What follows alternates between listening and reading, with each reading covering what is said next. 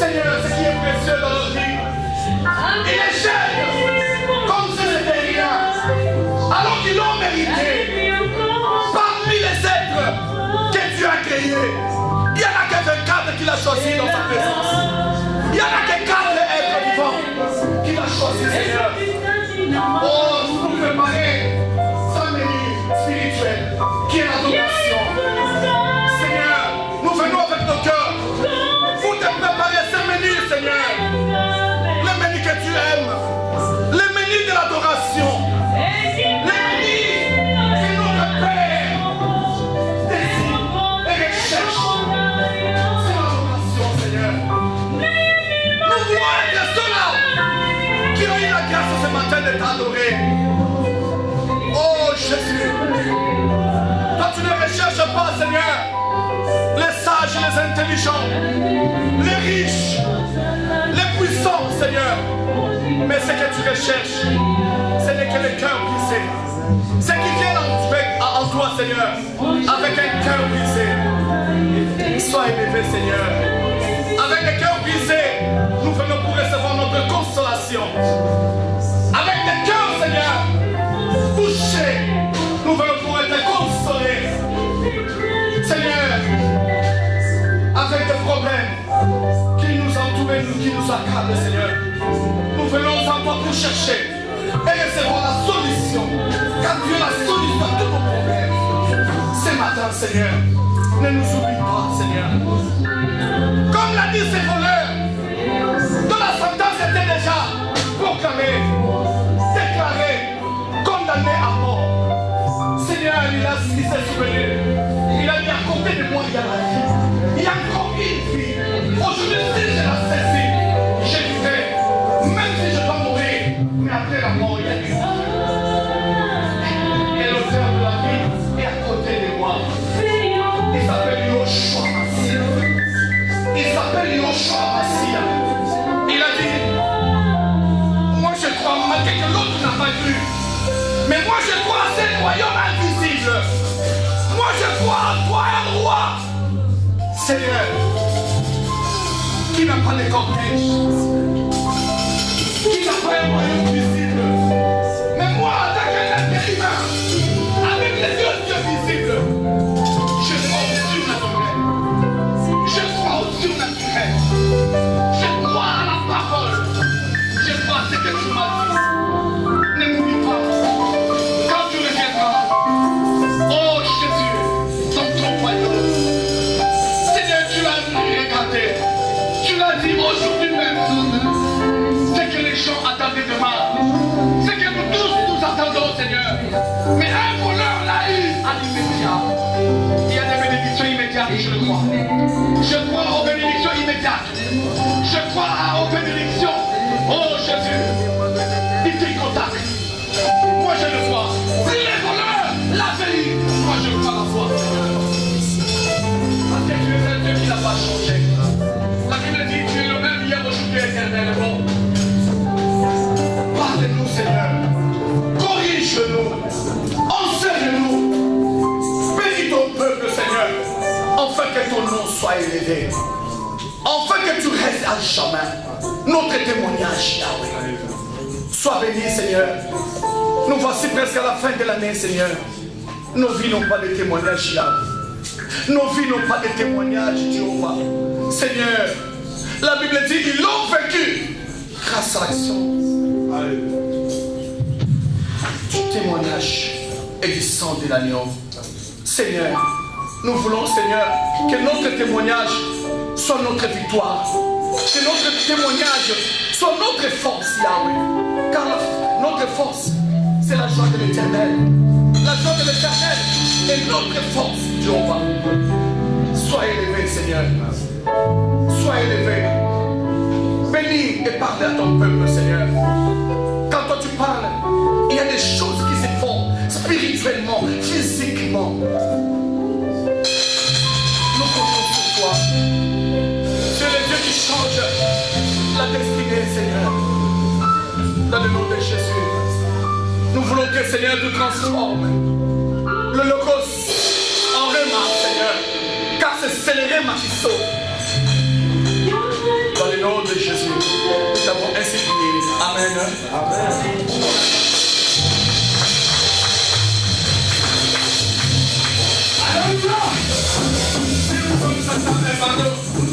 Salut celui qui est à côté de toi là.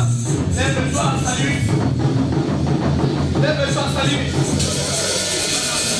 Saluez, saluez, saluez. Saluez, saluez. J'ai dit shalom à toute l'église. Shalom. Que le Seigneur vous bénisse, alléluia. Amen. Que le Jéhovah Shalom soit avec nous ce matin. Car nous comptons sur lui. Alléluia. Nous sommes au mois de novembre. Alléluia. Il nous reste combien de mois pour la fin de l'année? Un mois et demi. Alléluia. Amen. Et dans ces 1 mois et demi, est-ce que tu as déjà préparé ton témoignage? Alléluia. Amen. Est-ce que tu as déjà préparé ton témoignage? Amen. On ne prépare pas le témoignage le même jour du 31 décembre ou bien le 1er janvier. On prépare le témoignage déjà avant. Alléluia. Pour dire que non, Seigneur, le 31 décembre, j'irai te bénir, j'irai te témoigner, t'exalter, t'adorer. Car ça sera une nuit exceptionnelle de passer avec le Seigneur en 2017, la dernière nuit. Alléluia. Amen. Pour l'an 2017. As-tu déjà un témoignage? Quand les autres sont en train de témoigner, que cela ne te décourage pas. Alléluia. Car notre Dieu est Alpha et il est aussi Oméga. Moi je crois que c'est possible aussi, avant le 31 décembre, qu'il y ait un témoignage qui va même étonner les autres. Moi je le crois. Si les voleurs sur la croix, dans le dernier moment du Christ, sur la terre, il y a un témoignage. Alléluia.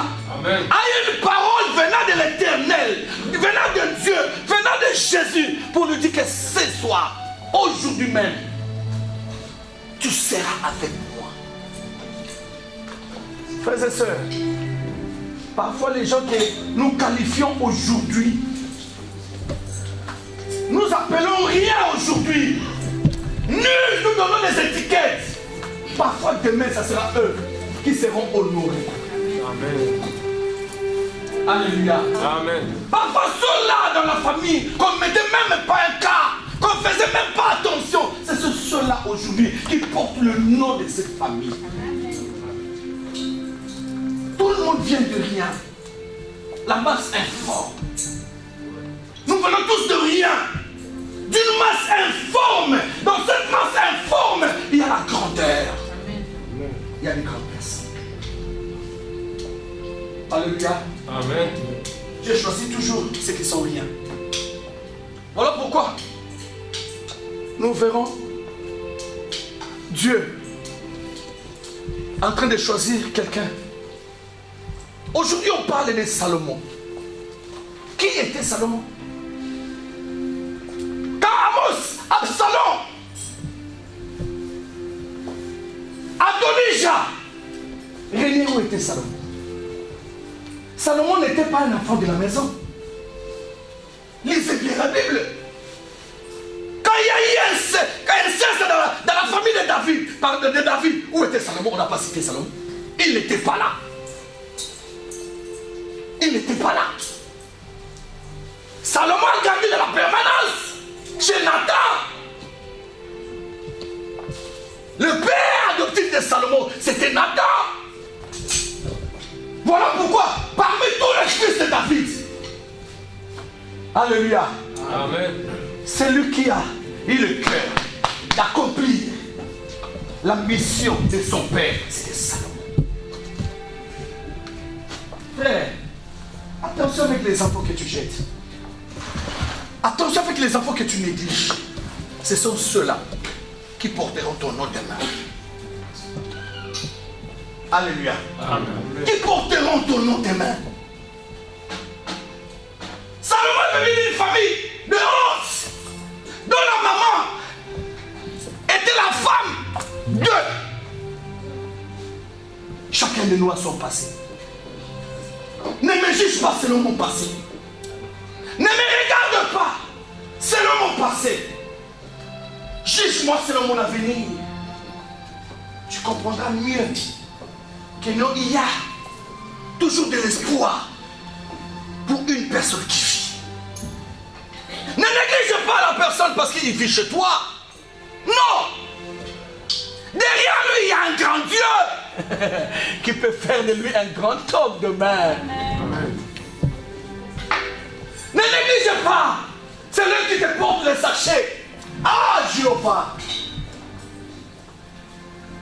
Il y avait un jour, cette histoire-là, les anciens les connaissent.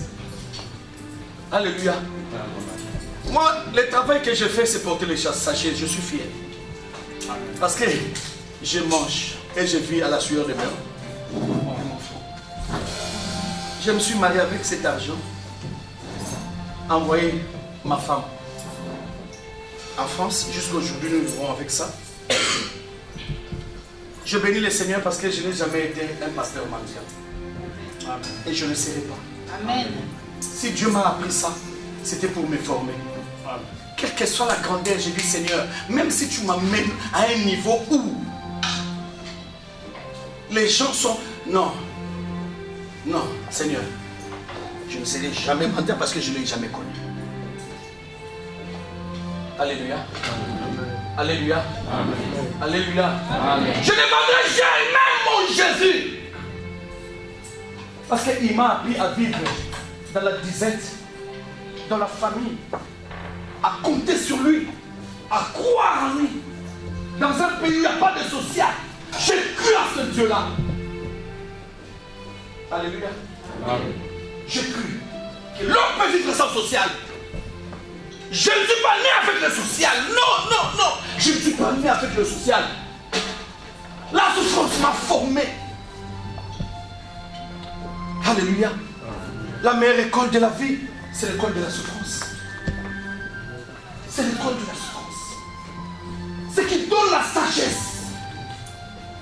Voilà pourquoi il y a eu parmi les rois, un roi qui a dit Seigneur,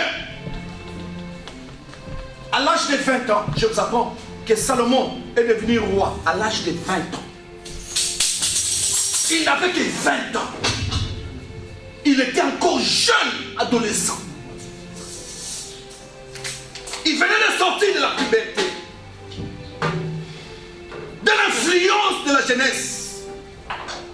Voilà pourquoi les gens ne comprennent pas comment Salomon est arrivé à avoir 700 femmes et 300 concubines. Parce que Salomon, dans sa jeunesse, il n'avait jamais connu les femmes. Il vivait à la permanence à côté du prophète Nathan. Cette vie-là l'avait influencé.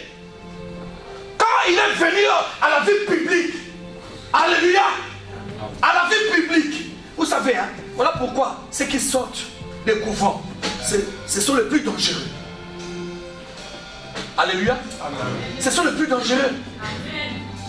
Le plus dangereux. Amen. Pourquoi? Parce qu'il n'a jamais vu au couvent une femme, par exemple, avec maillot de bain. Alléluia. Amen. Ce n'était pas sa vie. Mais le jour où, par malheur, il sort, il croise, alléluia, des gars. N'est-ce pas? Parce qu'il n'a jamais connu. Le corps va réagir naturellement, automatiquement. Alléluia.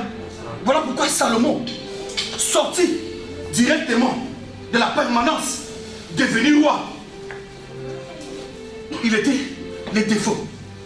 Cette femme est belle, je la prends. Vous savez la première femme de Salomon, c'était qui? La première femme de Salomon, c'était une Africaine. Une Égyptienne, la fille du Pharaon. Alléluia. La fille du Pharaon. Pourquoi? Parce que dans le temps, les plus belles femmes, c'était des Égyptiennes. C'est là où la science a commencé. Là où les parfums a commencé. Les aromates, les épices. l'écriture vient de l'Égypte. Quand Salomon a rencontré maintenant une autre race, c'est facile de tomber parce que ce n'était pas la vie de Salomon. Alléluia. Alléluia. Amen. Alléluia. Amen. Alléluia. Amen. Au moment où Absalom, Adonijah, Amos pouvaient se lever pour prendre le trône, lui il attendait. C'était Nathan qui est venu rappeler à David. David, dans 2 Samuel, verset 12, vous le verrez. Il commence à rappeler. David, souviens-toi, quand tu es devenu roi, il y avait une prophétie, n'est-ce pas? Dieu avait dit que tu ne manqueras jamais de successeurs, n'est-ce pas? Oui. David, le jour où tu m'as mené cet enfant, tu l'appelais comment? Salomon. Et Salomon veut dire quoi? Homme de paix, pacifique, homme de paix, quelqu'un qui cherche la paix. Voilà pourquoi la nature influence aussi la destinée d'une personne. Pendant les règnes de Salomon, Salomon n'a pas connu vraiment la guerre. Il a fait seulement une seule guerre contre les Ammonites, les gens de Damas. À part ça, rien du tout. Pourquoi? Parce que son nom, c'était la paix. Dieu de paix. Quand nous voyons Dieu de paix, nous voyons Shalom. Normalement, le vrai nom de Salomon, c'était Shalom. Alléluia. En araméen, on disait Shalom. Mais en hébreu, Salomon. Voilà pourquoi il y a un mot qui ne change jamais.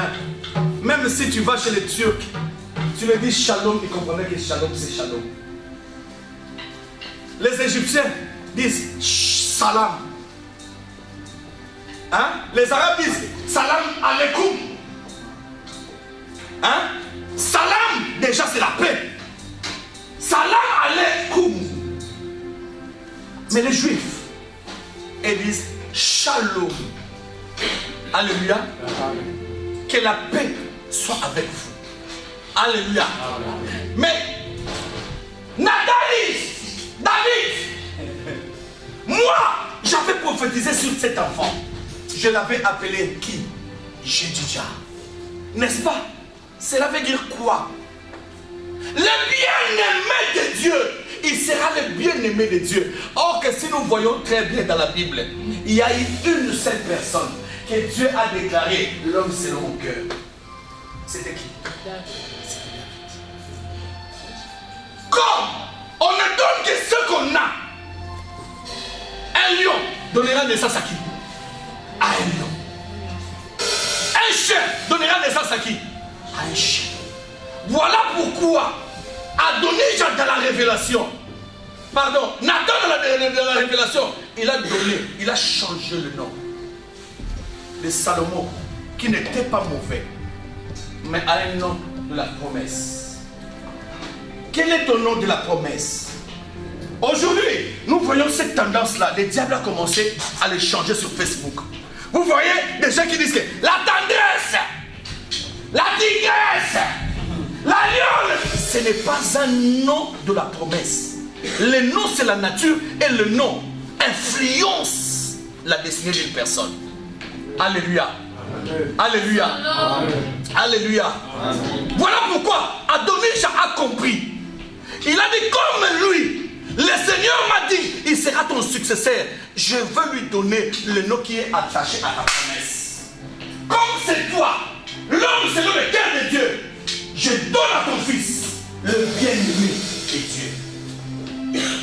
Cela veut dire que non, les promesses qui sont en toi seront accomplies en lui.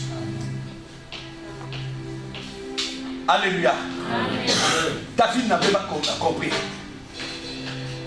Quand le jour est venu, Nathan est venu pour lui dire, David, ce n'est pas Adonijah, ni Absalom. Il y a quelque chose dans la vie qu'on ne discute pas. On ne peut pas discuter avec la promesse de Dieu. David, bien sûr que Salomon n'est pas un enfant de la maison. Bien sûr que Salomon, c'est un enfant né de la honte. Mais David, souviens-toi des promesses de Dieu. Les promesses de Dieu, c'est sur cet enfant. Voilà pourquoi, quand Salomon est arrivé au trône à 20 ans, il ne savait pas par où commencer. À gauche, il y avait des sacrificateurs plus intelligents que lui. À droite, des Lévites plus expérimentés. Israël, c'est la nation qui connaît très bien Dieu. Même les derniers peuples. À partir des sacrificateurs jusqu'au dernier peuple, tout le monde en Israël connaît Dieu. Et connaît les lois de Dieu. Pourquoi? Parce que dès la naissance, les Juifs envoient leurs enfants au temple. Pourquoi? Pour apprendre non seulement la langue, non seulement l'écriture, aussi la religion. Ils commencent dès les bas âges à être enseignés des histoires de Dieu. Alléluia. Amen. Alléluia. Amen. J'ai fait quand même une réflexion pour dire, aujourd'hui, l'échec d'un peuple, d'où vient l'échec d'un peuple, ou bien d'un individu, d'où vient l'échec d'une nation? J'ai raisonné, j'ai dit, l'échec d'un peuple, d'un individu, d'une nation est lié à la méconnaissance de Dieu. Quand un peuple ne reconnaît pas la valeur de Dieu, c'est un peuple voué à l'échec, à la souffrance. Pourquoi? Parce que Dieu est le détenteur original du pouvoir politique, social, culturel, traditionnel. Exemple, Israël a fondé sa tradition sur les lois et les commandements de Dieu. Et les nôtres sur le diable. Je dis ceci. 1. Sur le plan politique. La vie politique doit être régie sur la parole de Dieu dans son entièreté. Cela veut dire quoi? Toute autorité vient de Dieu.